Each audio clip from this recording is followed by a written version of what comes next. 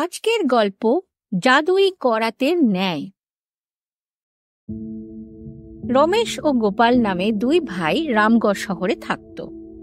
দুই ভাইয়ের একটি করে দোকান, একটা কাঠের ফার্নিচার আর অন্যটা কাঁচের বিভিন্ন দামি জিনিসপত্র তৈরি করা হতো।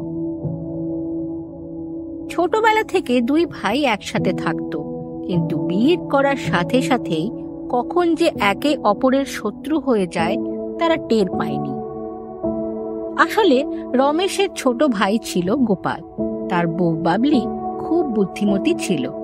বিয়ের পর সে গোপালকে তার ভাই রমেশের নামে খারাপ কথা বলে তার মন ঈর্ষায় ভরিয়ে দিয়েছিল। এই ব্যাপারটা গোপাল রমেশকে অনেকবার বুঝিয়েছিল, কিন্তু সে শোনেনি। অচিরেই দুই ভাইয়ের মধ্যে বিদ্বেষ এত বেড়ে যায় যে ব্যাপারটা সম্পত্তির ভাগাভাগির পর্যায়ে চলে যায়। রমেশ, আমি তোমার সাথে আর থাকতে চাই না। আমার সম্পত্তির অংশটা আমাকে দিয়ে দাও। রমেশ গোপালকে বুঝিয়েছিল এটা না করতে, কারণ সে সব সময় গোপালের সাথে একসাথে থাকতে চাইত। কিন্তু গোপাল তার স্ত্রীর কথায় প্রভাবিত হয়ে তার ভাইয়ের কথা শোনেনি। রমেশের ইচ্ছে না থাকা সত্ত্বেও সম্পত্তির ভাগ করতে হলো। শেষ পর্যন্ত গোপালের পীড়াপিড়িতে সে অ্যান্টিক জিনিসের দোকান পায় এবং রমেশ পায় ফার্নিচারের দোকানটা। এখন দুই ভাই আলাদা থাকতে শুরু করলো। রমেশ এবং তার স্ত্রী তাদের জীবনে সুখী ছিল। দোকানটা থেকে ভালো আয় হচ্ছিল, যেখান থেকে তারা নিজেদের ভরণ পোষণ করে নিচ্ছিল। এই কথাটা বাবলির একদম সহ্য হলো না। রমেশকে খুশি দেখে সে আরো জ্বলে পুড়ে গেল। একদিন সকালে রমেশ তার দোকানে এলে তার পায়ের নিচ থেকে মাটি সরে গেল। সে দেখল দোকানের ভেতরের সমস্ত ফার্নিচার পুড়ে ছাই হয়ে গেছে। রমেশ বুঝতেই পারল না কিভাবে এসব হলো। রমেশ পুরোপুরি ভেঙে পড়ল। এত কিছুর পরেও তার আর কোনো উপার্জনের উপায় ছিল না। এখন রমেশ বনে গিয়ে কাঠ কেটে বিক্রি করে জীবিকা নির্বাহ করতে শুরু করল। একদিন যখন সে তার টিফিন আর কুঠার নিয়ে জঙ্গলে একটা ভালো গাছ খুঁজছিল, তখন সে হঠাৎ কোথাও মন্ত্রের আওয়াজ শুনতে পায়। রমেশ সেই আওয়াজের দিকে এগিয়ে গেল। কিছুক্ষণ হাঁটার পর সে দেখল এক সন্ন্যাসী কুঁড়ে ঘরের বাইরে মন্ত্র উচ্চারণ করছিলেন এবং রমেশ তার কাছে পৌঁছানোর সাথে সাথেই সেই সাধু হঠাৎ বললেন, এসো বাবা রমেশ, আমি তোমার জন্যই অপেক্ষা করছিলাম। আমি ক্ষুধার্ত। তোমার খাবারের বাক্স থেকে আমাকে কিছু খেতে দাও। সন্ন্যাসীর কাছ থেকে তার নাম শুনে রমেশ আশ্চর্য হয়ে গেল, কিন্তু সে কোনো প্রশ্ন না করে সরাসরি তাকে খাবারের বাক্স এগিয়ে দিল। কিছুক্ষণের মধ্যেই সাধু রমেশের সেই খাবারের বাক্স একদম খালি করে ফেলল। আমার খিদে এতটাই প্রবল ছিল যে আমি তোমার সব খাবার খেয়ে ফেলেছি। আমি খেয়ালও করলাম না। এবার তুমি কি খাবে? আমাকে ক্ষমা করে দাও। কোনো সমস্যা নেই বাবা। এই জঙ্গল থেকে কাঠ নিয়ে বাজারে ফেরার সময় আমি সেখানে কিছু খেয়ে নেব। এ কথা শুনে সাধু রমেশকে আশীর্বাদ করলেন এবং একটি করাতও দিলেন। আপনার আশীর্বাদই যথেষ্ট বাবা। এখন এই করাতে নিয়ে আমি কি করব? এটা বরঞ্চ আপনিই রাখুন। কাঠ কাটার জন্য আমার এই কুড়ুলি যথেষ্ট। এটাকে আমার আশীর্বাদ মনে করেই রাখো।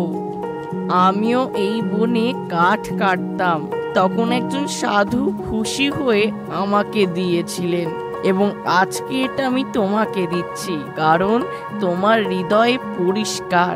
এটি শুধুমাত্র ভালো কাজের জন্য ব্যবহার করবে এবং অন্য কাউকে দেবে না।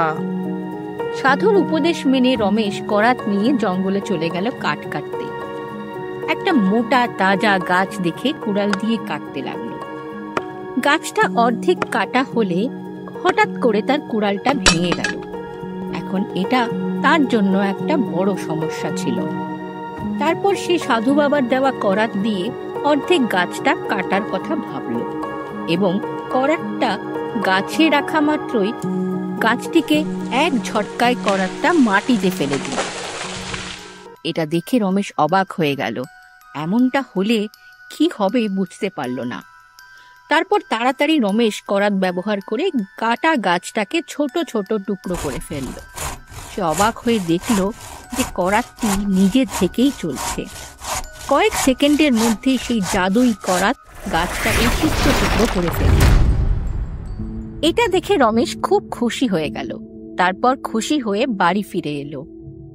বাড়িতে এসে সে তার স্ত্রীকে পুরো ব্যাপারটা বলল। সেও এই কথা শুনে খুব খুশি হলো। এবার রমেশ জানতে পারল যে সাধু বাবা তাকে একটা জাদুর করাত দিয়েছে। এখন জাদুর করাতের সাহায্যে রমেশ বন থেকে কাঠ কেটে সেই কাঠ থেকে বিভিন্ন ধরনের আসবাব তৈরি করতে শুরু করলো। কিছুক্ষণের মধ্যেই রমেশের আসবাবপত্রের দোকান আগের মতোই চলতে শুরু করলো। রমেশ ও তার স্ত্রী খুব সুখে থাকতে শুরু করলো। ওদিকে রমেশের উন্নতি দেখে বাবলি আর গোপাল রেগে জ্বলে গেল। তারা বুঝতে পারল যে নিশ্চয়ই কিছু একটা গড়বড় হয়েছে। একদিন রমেশ যখন জাদুর করাতের সাহায্যে তার দোকানে সোফা তৈরি করছিল, তখন গোপাল লুকিয়ে লুকিয়ে সব দেখল। গোপাল বাবলিকে পুরো ঘটনাটা খুলে বলল। আর রাতে যখন রমেশ দোকান বন্ধ করে তার বাড়ি ফিরল, তখন বাবলি ও গোপাল গোপনে রমেশের দোকানে গিয়ে সেই জাদুই করাতটা চুরি করে নিয়ে এলো নিজের দোকানে। তুমি এটা আমাকে দাও, এবারে দেখো, এটা দিয়ে আমি সব মূল্যবান অ্যান্টিক কোহিনূরের মতো হিরে সব তৈরি করাবো। সেগুলো বিক্রি করে আমরা অনেক ধনী হয়ে যাব। তারপর গোপাল করাতটা বাবলির হাতে তুলে দিল। বাবলি করাতটা হাতে নিয়ে কাঁচের টুকরোতে নাড়তেই হঠাৎ তার হাত থেকে ছিটকে বেরিয়ে এসে হাওয়ায় নাচতে শুরু করলো করাতটা। আর তারপর সেই করাত দেখতে দেখতে দোকানের সমস্ত অ্যান্টিক জিনিসপত্র ভেঙে চুরমার করে দিতে শুরু করলো। চোখের সামনে নিজেদের নষ্ট হতে দেখে গোপাল আর বাবলি কাঁদতে শুরু করলো। কিন্তু করাত থামল না, ভেঙে ফেললো দোকানের সব মূল্যবান জিনিসপত্র। এরপর সকালে রমেশ তার দোকানে আসতেই দেখে গোপালের দোকানের বাইরে লোকের ভিড় জমেছে। অবস্থা জানতে গোপালের দোকানের ভেতরে গিয়ে সে দৃশ্য দেখে হতবাক হয়ে যায়। আরে গোপাল, কি হয়েছে? এসব কে করেছে? তারপর কাঁদতে কাঁদতে গোপাল রাতে ঘটে যাওয়া সমস্ত ঘটনা খুলে বলল। কিন্তু আমার দোকানের চাবি তো আমার কাছেই ছিল। আমার কাছেও তার ডুপ্লিকেট চাবি আছে, এবং তোমার দোকানে আগুনও আমি লাগিয়েছিলাম। আমাকে ক্ষমা করে দাও। গোপাল এবং বাবলি তাদের ভুল বুঝতে পেরেছিল। বড় হওয়ার কারণে রমেশ তাদেরকে ক্ষমা করে দিল এবং সমস্ত পুরনো মন কষাকষি ভুলে আবার এক পরিবারের মতো একসাথে থাকার প্রতিশ্রুতি দিল। তবে যাওয়ার আগে এক সেকেন্ড, এই গল্পটি আপনার কেমন লাগলো আমাদের কমেন্ট করে অবশ্যই বলবেন। আর একটা কথা বলুন তো, আপনারা কি হরর স্টোরি দেখেন? ভূত প্রেতের গল্পে আপনাদের ভয় লাগে না তো? কারণ একেবারে লোম খাড়া হয়ে যাওয়ার মতন গল্পের ডেডলি কম্বিনেশন পাওয়া যায় আমাদের আরেকটি ইউটিউব চ্যানেলে, যার নাম প্রাইম টুনস হরর বেঙ্গলি। ওই চ্যানেলটার লিংক আপনি ডেসক্রিপশন বক্সে পেয়ে যাবেন।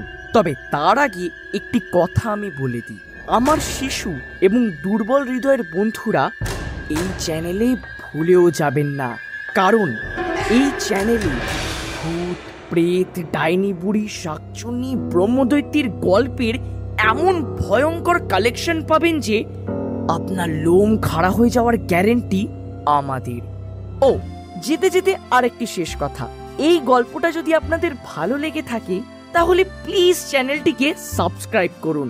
আপনি আমার প্রাইম টুনস ফ্যামিলির একজন মূল্যবান মেম্বার, আর আপনাকে আমি কিছুতেই হারাতে চাই না। আমার পরবর্তী ভয়ঙ্কর গল্পটা যখন নিয়ে আসবো, তখন আপনার মোবাইলে যাতে সবার প্রথমে নোটিফিকেশন যায় তার জন্য চ্যানেলটিকে সাবস্ক্রাইব করে নিয়েছেন তো? পারফেক্ট। আজ থেকে আপনার আর আমার বন্ধুত্ব নিশ্চিত।